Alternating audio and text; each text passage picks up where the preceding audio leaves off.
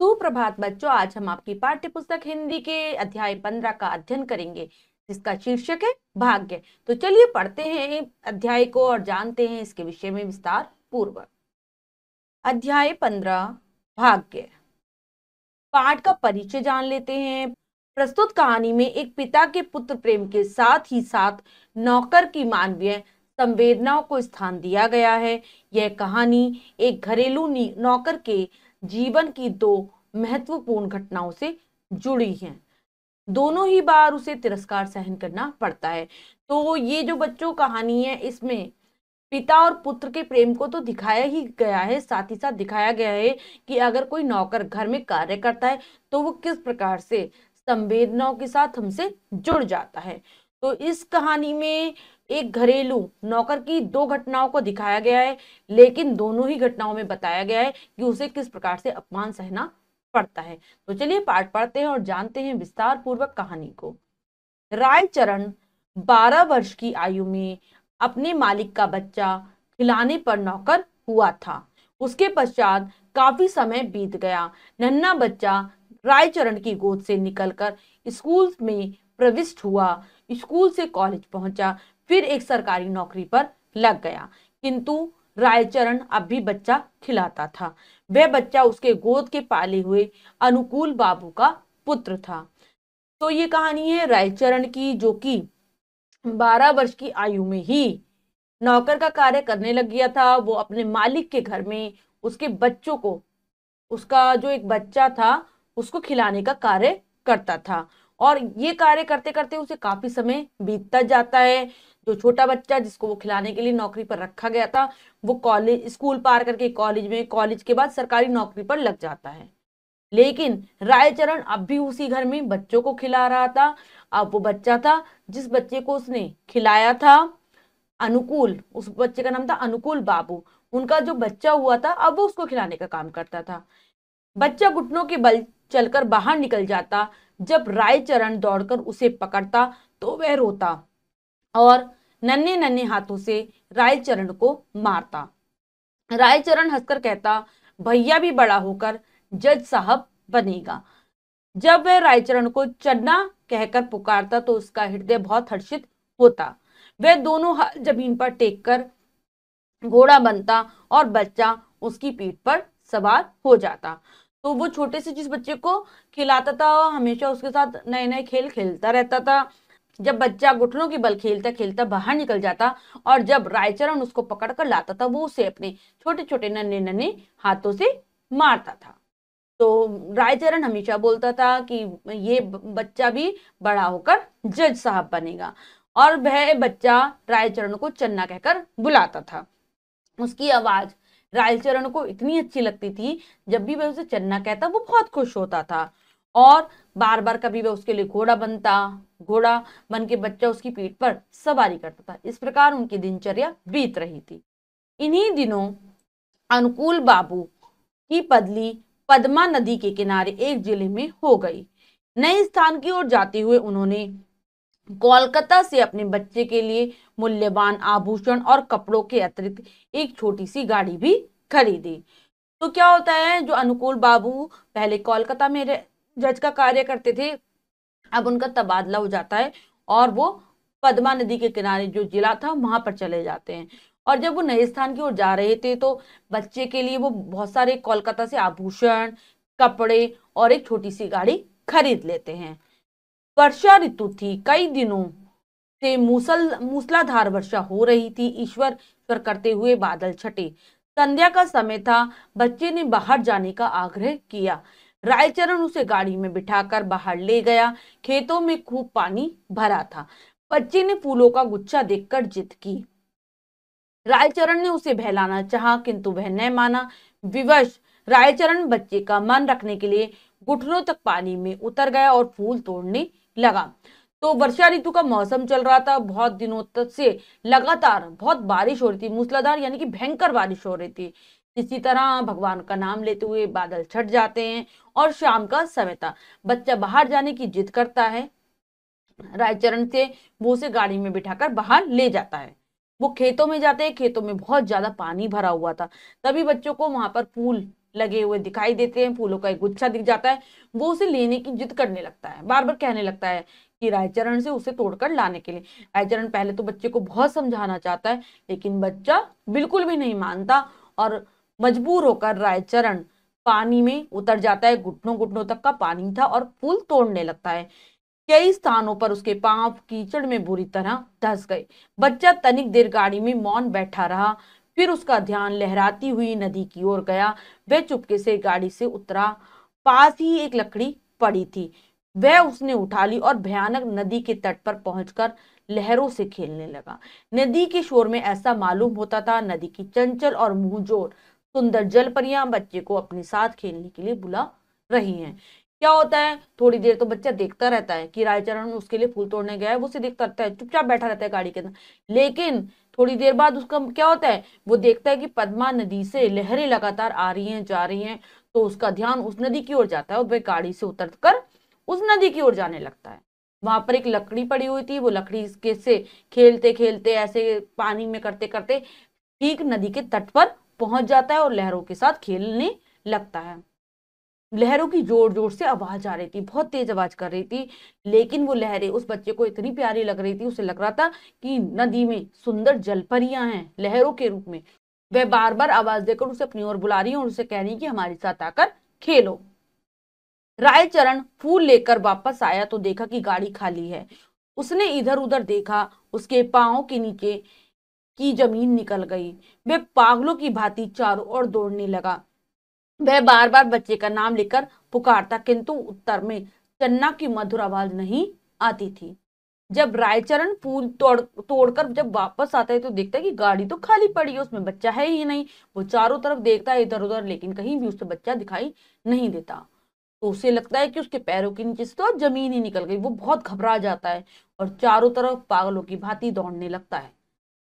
जगह जगह आवाज लगाता है, वो बच्चे को बार बार आवाज लगा रहा था, लेकिन उसे कोई बच्चे का उत्तर नहीं मिल रहा था कि जो उसे चन्ना कहकर प्यारी सी आवाज में बुलाए। वो सब तरफ बच्चे को ढूंढता है। चारों ओर अंधेरा छा गया। माता को चिंता होने लगी। उसने चारों ओर आदमी दौड़ाए। कुछ व्यक्ति लालटेन के लिए नदी किनारे खोज करते हुए यहाँ पहुंचे। रायचरण उन्हें देखकर पैरों में गिर पड़ा। उन्होंने उससे प्रश्न करने आरंभ किए, पर किंतु वह हर प्रश्न के उत्तर में यही कहता रहा, मुझे कुछ नहीं मालूम। तो बहुत अंधेरा छा जाता है शाम का, क्योंकि समय ही था। तो बच्चे की माँ को बच्चे की बहुत चिंता सताने लगती है। बहुत सारे आदमियों को बच्चों को ढूंढने के लिए भेजा जाता है और कुछ आदमी लालटेन लिए पद्मा नदी के किनारे आते हैं और वहां पर रायचरण को देखते हैं। रायचरण उन सभी आदमियों को देखकर उनके पैरों में गिर जाता है। सब लोग उससे बार बार तरह तरह के प्रश्न कर रहे थे, कुछ कुछ सवाल पूछ रहे थे, लेकिन वो सबके जवाब में केवल एक ही उत्तर दे रहा था, मुझे नहीं पता।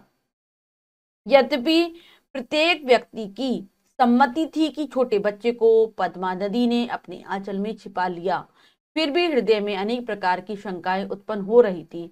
एक यह कि संध्या को निर्वासितों का एक समूह नगर में आया था और मां को संदेह था कि रायचरण ने ही बच्चे को निर्वासितों के हाथों ने बेच दिया हो। वह रायचरण को अलग कमरे में ले गई और उससे विनती करते हुए कहने लगी, रायचरण तुम मुझसे जितना रुपया चाहे ले लो, परंतु परमात्मा के लिए मेरी दशा पर तरस खाकर मेरा बच्चा मुझको वापस कर दो। सब ये लोग जानते थे, सब इस बात से सहमत थे कि जरूर बच्चे को पद्मा नदी ने अपने आंचल में छिपा लिया है, यानी कि पद्मा नदी की धार में ही वो बच्चा बह गया है, उसकी लहरों के साथ बहकर चला गया है और वहीं नदी के अंदर जाकर गायब हो गया है। लेकिन फिर भी जो इंसान का जो मन होता है उसमें बार बार अनेक प्रकार के विचार आते हैं, अनेक प्रकार की शंकाएं होती हैं। बार बार यही शंकाएं भी उत्पन्न हो रही थी, क्योंकि संध्या के समय ही निर्वासितों यानी कि जिन्हें अपने क्षेत्र से निकाल दिया जाता है, ऐसे लोगों का समूह यहाँ पर पद्मा नदी के किनारे आ गया था, उनके शहर में आ गया था और लोगों को ये भी लग रहा था कभी रायचरण ने इस बच्चे को उनके हाथों ना बेच दिया हो। तो इसलिए क्या कर होता है, बच्चे की जो माँ है वो रायचरण को अलग कमरे में ले जाती है और उससे पूछताछ करती है। कहती है तुम मुझे जितनी भी धन दौलत रुपया पैसा चाहिए तुम मुझसे ले सकते हो, बस मुझे मेरा बच्चा वापस कर दो। परंतु रायचरण कुछ उत्तर न दे सका, केवल माथे पर हाथ रखकर मौन हो गया। तो जब ये सारी बातें कही जाती है रायचरण को, वो कुछ उत्तर नहीं देता, बिल्कुल चुपचाप बैठा रहता है, बिल्कुल चुपचाप खड़ा रहता है। स्वामिनी ने क्रोध और आवेश की दशा में उसको घर से बाहर निकाल दिया। अनुकूल बाबू ने पत्नी को बहुत समझाया, परंतु माता की हृदय की शंकाएं दूर न हुई। वह बराबर यही कहती रही, मेरा बच्चा सोने की आभूषण पहने था, अवश्य इसने। तो उसको, जो बच्चे की माँ थी, उनको उसको बहुत ज्यादा क्रोध आने लगता है, और इसी क्रोध में वह उस नौकर को यानी कि रायचरण को घर से बाहर निकाल देती है। उसके पति अनुकूल बाबू उन्हें बहुत समझाने की कोशिश करते हैं, लेकिन उनका हृदय तो एक माँ का हृदय था। उन्हें बार बार यही लग रहा था कि बच्चे ने सोने के आभूषण पहने थे, इस चक्कर में ही इसने, जो रायचरण है, इसने बच्चे को कहीं बेच दिया है। रायचरण अपने गांव वापस चला गया। उसके कोई संतान न थी और न ही संतान होने की कोई संभावना थी, किंतु साल की समाप्ति पर उसके घर एक पुत्र ने जन्म लिया। पत्नी सूतिका गृही में ही मर गई। घर में एक विधवा बहू थी, उसने बच्चे के पालन पोषण का भार अपने ऊपर लिया। तो रायचरण अपने गांव वापस आ जाता है, तो क्योंकि उसके कोई संतान ही नहीं थी और न ही कोई संतान होने की संभावना थी, यानी कि अब उसकी इतनी उम्र हो गई थी कि इस उम्र में उसके कोई संतान नहीं हो सकती थी। लेकिन जैसे ही साल समाप्त होने वाला था, उसके घर में एक पुत्र का जन्म होता है। उसकी पत्नी बच्चे के जन्म के दौरान ही मर जाती है। उसके घर में एक विधवा बहू थी, यानी कि उसका एक बेटा पहले ही मर गया था, उसकी पत्नी घर में रहती थी, और वही ये जिम्मेदारी उठाने के लिए तैयार होती है कि वह बच्चे का पालन पोषण करेगी। जब बच्चा घुटनों के बल चलने लगा, वह घर वालों की नजर बचाकर बाहर निकल जाता। रायचरण जब उसे दौड़कर पकड़ता तो वह चंचलता से उसको मारता था। उस समय रायचरण के नेत्रों के सामने अपने उस नन्हे मालिक की सूरत आ जाती, जो पद्मा नदी की लहरों में लुप्त हो गया था। धीरे धीरे क्या होता है, वो छोटा सा बच्चा बड़ा होने लगता है और वो भी अब घुटनों के बल चलने लगता है। वह भी जब घर से बाहर निकलता और रायचरण उसे पकड़ कर लाता था, तो वो रायचरण को मारता था, चंचलता से, प्यार से, शैतानी में। तो रायचरण को हमेशा उस छोटे से बालक की याद आ जाती थी, जो कि उसका एक नन्हा मालिक था, जो उसके कारण ही, या कहीं भगवान की जैसी मर्जी थी, पद्मा नदी की लहरों में लुप्त हो गया था। बच्चे की जुबान खुली तो वह पिता को बाबा और बुआ को मामा इस ढंग से कहता था कि जिस तरह से रायचरण का नन्हा मालिक बोलता था। रायचरण उसकी आवाज से चौंक उठता। उसे पूर्ण विश्वास था कि नन्हे मालिक ने उसके घर में जन्म लिया है। तो जब बच्चा थोड़ा सा बड़ा हुआ, तो वह भी बोलना शुरू कर दिया उसने, और वह अपने पिता को बाबा कहकर पुकारता था और बुआ को मामा कहकर कहता था। इस ढंग था उसका कहने का, इस प्रकार था जिस प्रकार से वो छोटा सा नन्हा मालिक रायचरण को चन्ना चन्ना कहकर पुकारता था। रायचरण जब भी उसकी आवाज सुनता तो उसे ऐसा ही लगता था कि उसके घर में उसके नन्हे मालिक ने जन्म ले लिया है, वही आए हैं। इस विचार को निर्धारित करने के लिए उसके पास दो प्रमाण थे। एक तो यह कि फलन नन्हे मालिक की मृत्यु के थोड़े ही समय बाद पैदा हुआ, जबकि पत्नी वृद्ध हो गई थी और संतान उत्पत्ति की कोई आशा नहीं थी। तो वो उसको नन्हा मालिक इसलिए सोचता था कि इन्होंने ही हमारे घर में जन्म लिया है, क्योंकि उसके पास इस बात को साबित करने के लिए दो सबूत थे, दो प्रमाण थे कि वो प्रमाणित कर सकता था अपनी बात। पहला, तो जो उसका बच्चा था जिसका नाम उसने फलन रखा था, वो उस नन्हे मालिक के मरने के थोड़े समय बाद ही पैदा हुआ था, और ऐसी स्थिति में पैदा हुआ था जब उसकी पत्नी बूढ़ी हो चुकी थी, जबकि उसके कोई बच्चा पैदा ही नहीं हो सकता था। दूसरा यह कि बच्चे के बोलने का ढंग और उसकी संपूर्ण भाव भंगिमाएं नन्हे मालिक से मिलती जुलती थी। वह हर समय बच्चे की देखभाल में लगा रहता। उसे भय था कि उसका नन्हा मालिक फिर से कहीं गायब न हो जाए। वह बच्चे के लिए गाड़ी लाया और अपनी पत्नी के आभूषण बेचकर बच्चे के लिए आभूषण बनवाए। वह उसे गाड़ी में बैठाकर प्रतिदिन घुमाने के लिए बाहर ले जाता था। क्या हुआ, और दूसरा क्या था, जो बच्चे का बोलने का जो तरीका था वो भी बिल्कुल उस नन्हे मालिक की तरह था, जो पद्मा नदी में लुप्त हो गया था, और सारी चीजें बिल्कुल वह उसी की तरह करता था। अब रायचरण हर समय उस बच्चे की देखभाल में लगा रहने लगा, क्योंकि उसे लगता था, उसे आशंका रहती थी कि कहीं यह भी, जैसे मैंने उस नन्हे मालिक को खो दिया, मैं इसे भी ना खो दूं। वह उस बच्चे के लिए गाड़ी को खरीद कर लाता है और अपनी पत्नी के सारे आभूषण बेचकर उसके लिए आभूषण बनवा देता है बच्चे के लिए, और रोजाना उसे गाड़ी में बिठाकर घुमाने के लिए ले जाता है। धीरे धीरे समय बीतता गया। बच्चा अब सयाना हो गया, परंतु लाड प्यार में वह बहुत बिगड़ गया। किसी से सीधे मुंह बात नहीं करता था। गांव के लड़के उसे लाड साहब कहकर छेड़ते थे। जब लड़का पढ़ने योग्य हुआ तो रायचरण अपनी थोड़ी सी जमीन बेचकर कलकत्ता कोलकाता आ गया। उसने दौड़ धूप करके नौकरी खोजी और फलन को स्कूल में दाखिल करा दिया। उसे को पूर्ण विश्वास था कि फलन बड़ा होकर अवश्य जज बनेगा। धीरे धीरे समय बीतता जाता है, बच्चा भी वह बड़ा हो जाता है, लेकिन रायचरण ने उसे जरूरत से ज्यादा प्यार किया था, जिसके कारण वह बिगड़ जाता है और किसी से भी वो सीधे मुंह बात नहीं करता था, यानी कि किसी को भी सही से जवाब नहीं देता था, किसी को भी आदर सम्मान नहीं देता था। तो सारे गांव के जो बच्चे थे उसे लाड साहब कहकर बुलाते थे। जब लड़का इस आयु का हुआ कि उसे पढ़ने भेजा जाना था, तो क्या करता है रायचरण, अपनी जो उसकी गांव की जो थोड़ी सी जमीन उसे बेच देता है और कोलकाता में जाकर रहने लगता है। थोड़ी सी मेहनत करके उसे एक नौकरी मिल जाती है और बच्चे को वह स्कूल में दाखिल करा देता है, बच्चे का एडमिशन करा देता है स्कूल में, क्योंकि उसके मन में यह विश्वास था कि बच्चा बड़ा होकर जज बनेगा। फलन अब 12 वर्ष का हो गया था। अब वह खूब पढ़ लिख सकता था। उसका स्वास्थ्य व शक्ल सूरत अच्छी थी। उसको बनावटी श्रृंगार की बहुत चिंता रहती थी। जब देखो दर्पण हाथ में लिए बाल बना रहा होता। वह अपव्यय भी बहुत करता था। पिता की सारी आय व्यर्थ की विलास सामग्री में व्यय कर देता। क्या था, अब धीरे धीरे बच्चा 12 साल का हो जाता है। अब उसकी आयु ऐसी थी कि वो अच्छी प्रकार से पढ़ सकता था। उसका स्वास्थ्य भी अच्छा था, देखने में भी बहुत अच्छा था, लेकिन हमेशा उसको कैसा श्रृंगार पसंद था, बनावटी। उसे दिखावा बहुत पसंद हो गया था। वह हमेशा हाथ में शीशे को लेता और हमेशा अपने बालों को संवार रहा होता। वह अपव्यय अपव्यय यानी कि वो ज्यादा खर्चा करने लग गया था, जिसके कारण जो रायचरण जितना भी पैसा कमाता था वो सारा पैसा व्यर्थ की चीजों में व्यय करके गवा देता था। जिससे क्या हो गया था, वो बहुत बिगड़ता जा रहा था, दिन पर दिन बिगड़ता जा रहा था। रायचरण उससे प्रेम तो पिता की भांति करता, किंतु प्राय उसका बर्ताव उस लड़के से ऐसा ही था जैसे मालिक के साथ नौकर का होता है। उसका फलन भी उसे पिता ने समझता और रायचरण स्वयं को फलन का पिता प्रकट न करता था।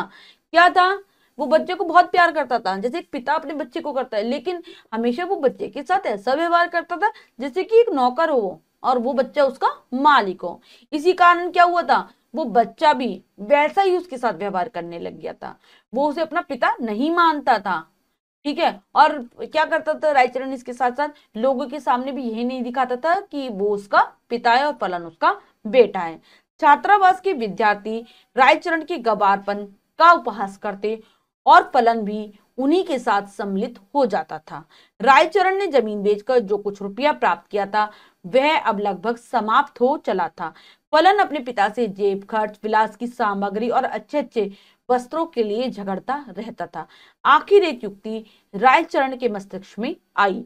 उसने नौकरी छोड़ दी। उसके पास जो रुपया शेष था फलन को सौंपकर बोला, फलन में एक आवश्यक कार्य से गांव जा रहा हूं, बहुत जल्दी वापस आ जाऊंगा, तुम किसी बात से घबराना नहीं। क्या करा था, जो रायचरण थे उसने उसको एक छात्रावास में भर्ती करा दिया था। जब वो वहां रहता था तो वहां के और भी जो साथ के जो विद्यार्थी थे वो रायचरण को, क्योंकि वो गांव का था, उसको गवार समझते थे, उसका मजाक उड़ाते थे, तो साथ में फलन भी उड़ाता था।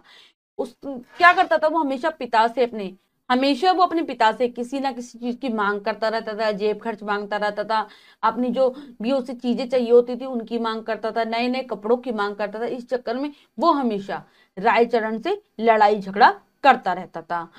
तब क्या हुआ, क्योंकि रायचरण के पास जो भी पैसा था वो उसने अपनी जमीन को बेचकर प्राप्त किया था और जो वो अपनी नौकरी करता था, धीरे धीरे उसके पास जितना भी पैसा था वो सब समाप्त होने लग गया था, क्योंकि जो उसका बच्चा था वो हमेशा व्यर्थ के खर्चे करता था। जब उसे लगा कि उसका पैसा धीरे धीरे समाप्त होता जा रहा है, तो उसके दिमाग में एक उपाय आता है, एक युक्ति सोचती है उसको। वो क्या करता है, वो अपनी नौकरी छोड़ देता है और जितना भी उसके पास पैसा बचा हुआ था वो सारा पैसा वो फलन को दे देता है और कहता है कि फलन तुम बिल्कुल भी घबराना नहीं, मैं किसी जरूरी काम से गांव जा रहा हूं और जल्दी ही वापस आ जाऊंगा। ऐसा कहकर वो वहां से चला जाता है।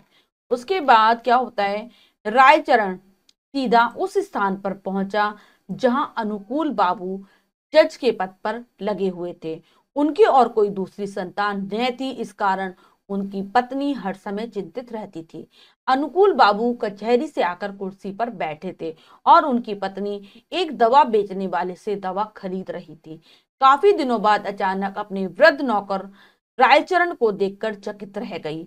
उसकी पुरानी सेवाओं को याद करके उन्हें रायचरण पर बहुत दया आई और उससे पूछा, क्या तुम नौकरी करना चाहते हो? क्या मेरा बच्चा वास्तव में जिंदा है?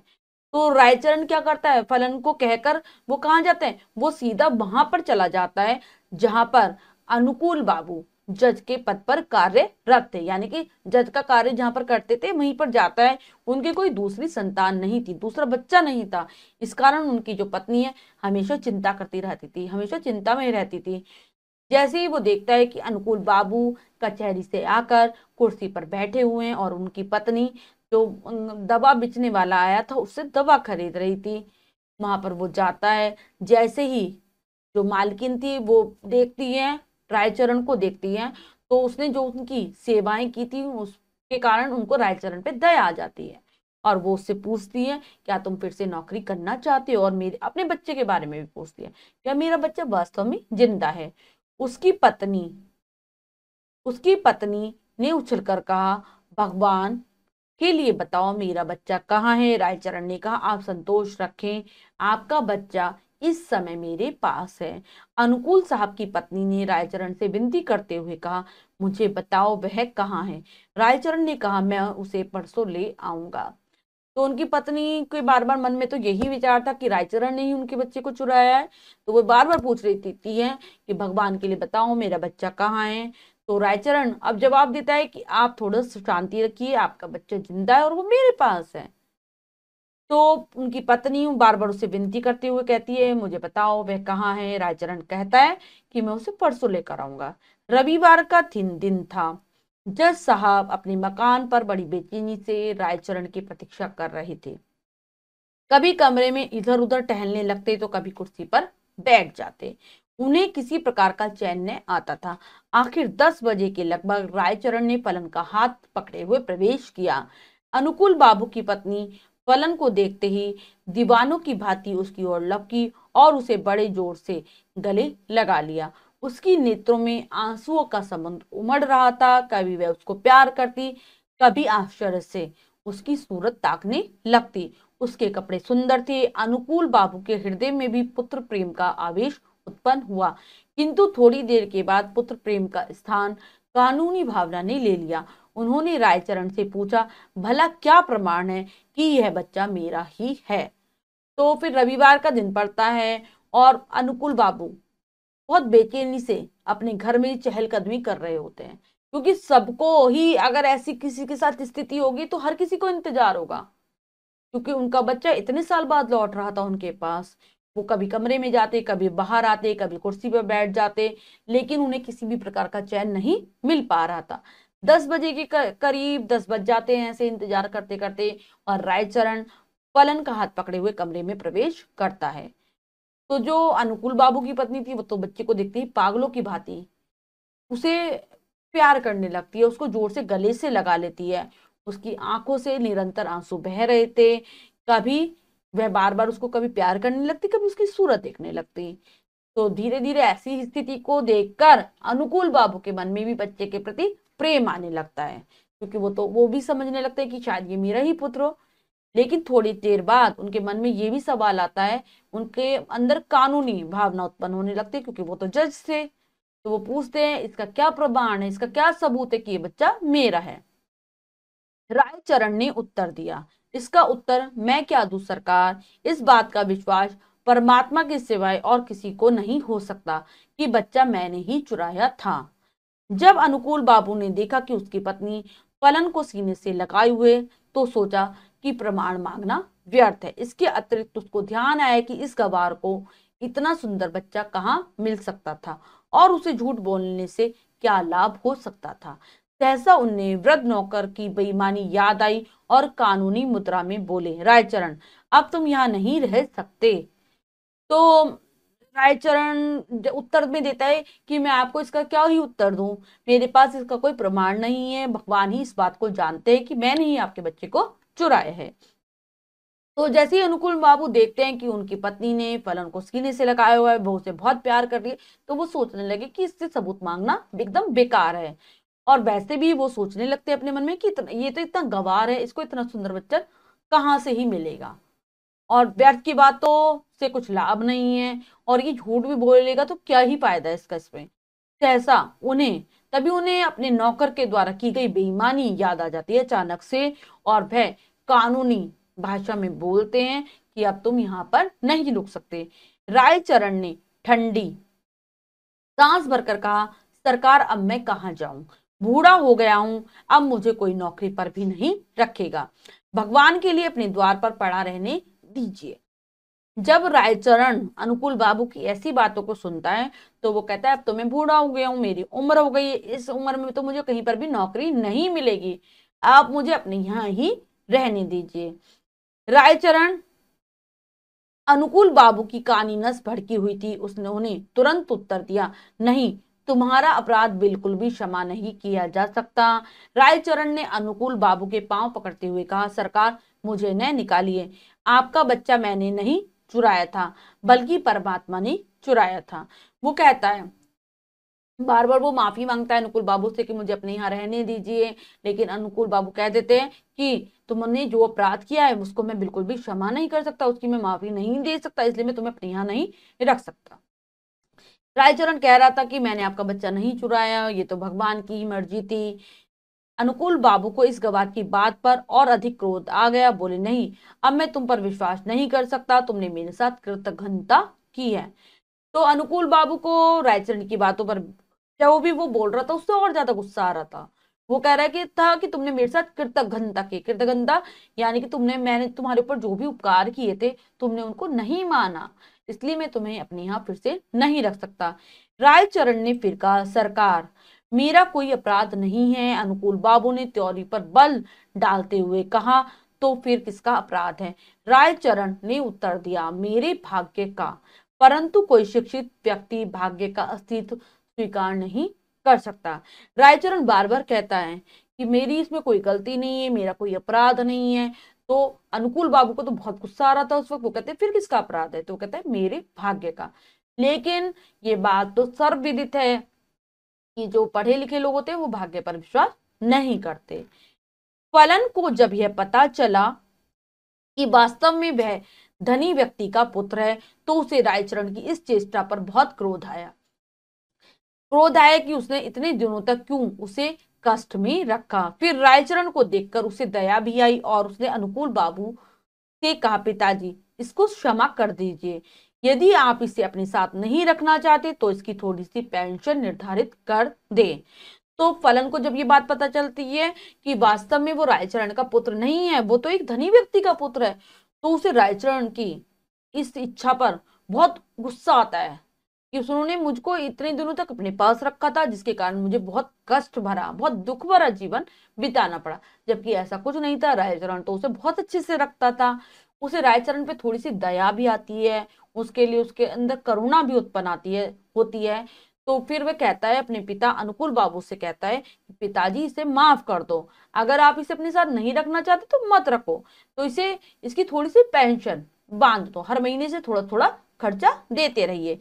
यह सुनने के बाद रायचरण ने अपने बेटे को अंतिम बार देखा और चुपचाप अनुकूल बाबू की कोठी से निकल कर कहीं चला गया। महीना समाप्त होने पर अनुकूल बाबू ने रायचरण के गांव में कुछ रुपया भेजा, किंतु मनी ऑर्डर वापस आ गया। गांव में अब इस नाम का कोई व्यक्ति न था। तो जब ये सारी बात जब रायचरण सुनता है अपने पुत्र के मुंह से कि उसका पुत्र ही उसके लिए ऐसा कह रहा है, तो वह अपने पुत्र को अंतिम बार देखता है और अनुकूल बाबू की कोठी से निकलकर चला जाता है। धीरे धीरे महीना बीत जाता है और अनुकूल बाबू रायचरण के लिए गांव में पैसा भेजते हैं, मनी ऑर्डर करते हैं, लेकिन मनी ऑर्डर वापस आ जाता है और पता चलता है कि इस नाम का कोई व्यक्ति अब गांव में नहीं रहता। और कहानी के लेखक हैं रविंद्रनाथ टैगोर। तो बच्चों हमने इस पाठ में यही सीखा है कि भाग्य कई बार हमारे साथ बहुत बड़े बड़े खेल खेलता है, जिसके कारण जो रायचरण था उसे पहले भी अपमान सहना पड़ा और बाद में भी। वो तो सिर्फ क्या कहता, सबके लिए अच्छा चाहता था और अपने बच्चे का भी अंत में अच्छा ही चाह रहा था। इस कहानी के माध्यम से लेखक ने एक पिता के प्रति जो प्रेम होता है, एक पिता का जो प्रेम होता है पुत्र के प्रति, वो दिखाने की कोशिश की है। और साथ ही साथ बहुत ही मार्मिक रूप से स्थिति को समझाया है हम सभी को। तो आशा करती हूँ आपको ये समझ में आ गया होगा अच्छे से कि भाग्य के आगे किसी भी व्यक्ति का कुछ भी क्या होता है। जब भाग्य प्रबल हो और किसी व्यक्ति का बुरा भाग्य चल रहा हो तो कुछ भी हम कर लें वो हमारे साथ बुरा ही होता जाता है, लेकिन जब अच्छा भाग्य होता है तो हम कुछ भी करते हैं वो हमारे अच्छे, हमारे हित में ही जाता है।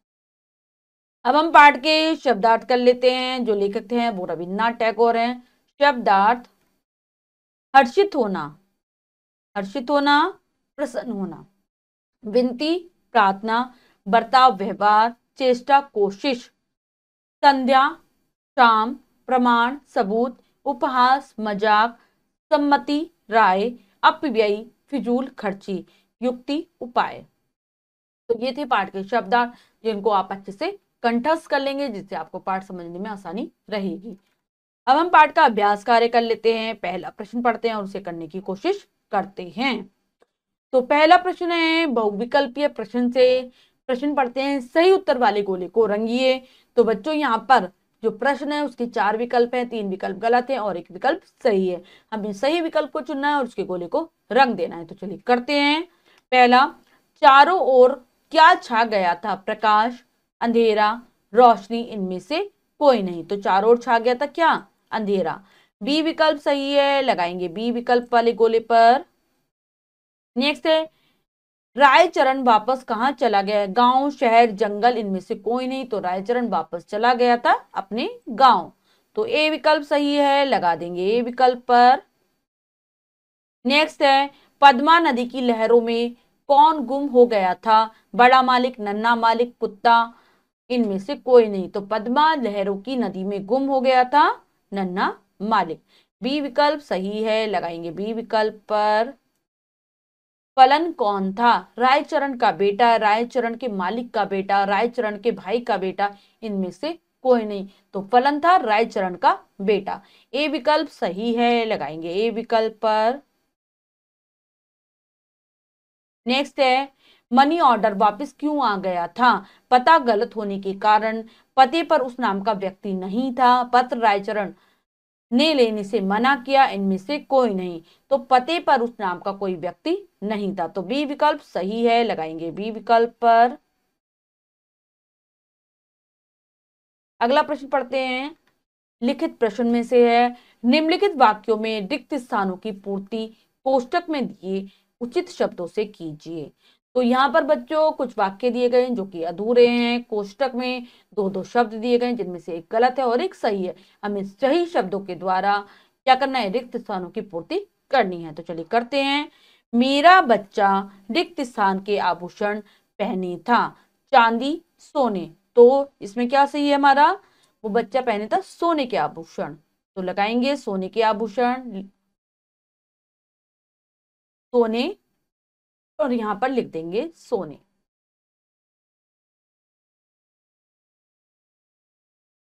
नेक्स्ट है, चारों ओर रिक्त स्थान छा गया, अंधेरा प्रकाश। तो चारों ओर छा गया था अंधेरा, लिखेंगे अंधेरा।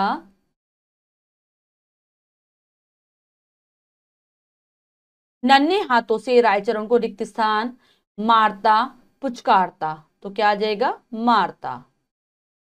छोटा बच्चा अपने नन्हे नन्हे हाथों से रायचरण को मारता था। फलन रिक्त स्थान वर्ष का हो गया था, 18, 12। तो 12 वर्ष का। जब क्या हुआ था? जब उसे लेकर रायचरण अनुकूल बाबू के पास गया। उसके नेत्रों में आंसुओं का रिक्त स्थान उमड़ पड़ा, आकाश या फिर समुद्र? तो समुद्र।